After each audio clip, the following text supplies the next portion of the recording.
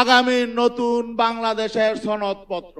সোহরাওয়ার্দী উদ্যানের মহাসমাবেশকে জুলাই গণ অভ্যুত্থানের বর্ধিত অংশ ও আগামীর বাংলাদেশ বিনির্মাণে একটি গৌরবময় মাইলফলক হিসেবে উল্লেখ করে ১৬ দফা দাবি উত্থাপন করেছে ইসলামী আন্দোলন বাংলাদেশ। শনিবার মহাসমাবেশ থেকে দলটির মুখপাত্র মাওলানা গাজী আতাউর রহমান দাবি সংবলিত ঘোষণাপত্র পাঠ করেন। ঘোষণাপত্রে উত্থাপিত ১৬ দফা দাবিসমূহ হল: সংবিধানে আল্লাহর উপর পূর্ণ আস্থা ও বিশ্বাস রাষ্ট্র পরিচালনার মূল নীতিরূপে পুনঃস্থাপন করা, সংসদের উভয় কক্ষে সংখ্যানুপাতিক পিআর পদ্ধতিতে নির্বাচন, জুলাই সনদের ঘোষণা ও শোষণমুক্ত রাষ্ট্র বিনির্মাণে জাতীয় ঐকমত্য,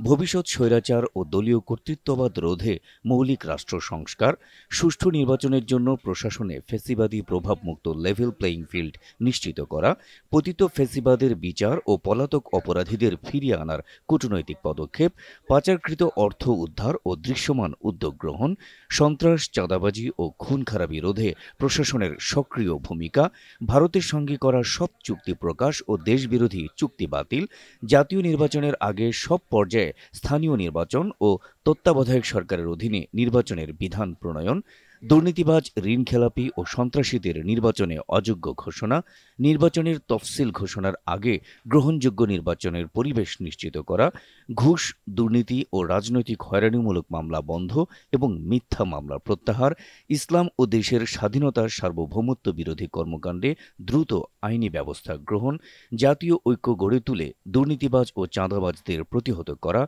এবং রাষ্ট্রের সর্বস্তরে ইসলামের আলোকিত আদর্শ বাস্তবায়নের আহ্বান। সমাবেশে নেতারা বলেন, দেশের স্বাধীনতা, সার্বভৌমত্ব রক্ষায়, জনগণের মৌলিক অধিকার প্রতিষ্ঠায় এবং ইসলাম বিরোধী ও দেশবিরোধী ষড়যন্ত্র মোকাবিলায় এই ঘোষণাপত্র বাস্তবায়ন সময়ের দাবি। প্রসঙ্গত, শনিবার সকাল থেকেই দেশের বিভিন্ন প্রান্ত থেকে সোহরাওয়ার্দী উদ্যানে জমায়েত হতে থাকেন দলটির হাজার হাজার নেতাকর্মী। সমাবেশে জামায়াতে ইসলামী বাংলাদেশ, এনসিপি, গণ অধিকার পরিষদ সহ বিভিন্ন ইসলামী দলের নেতৃবৃন্দ অংশ নেয়।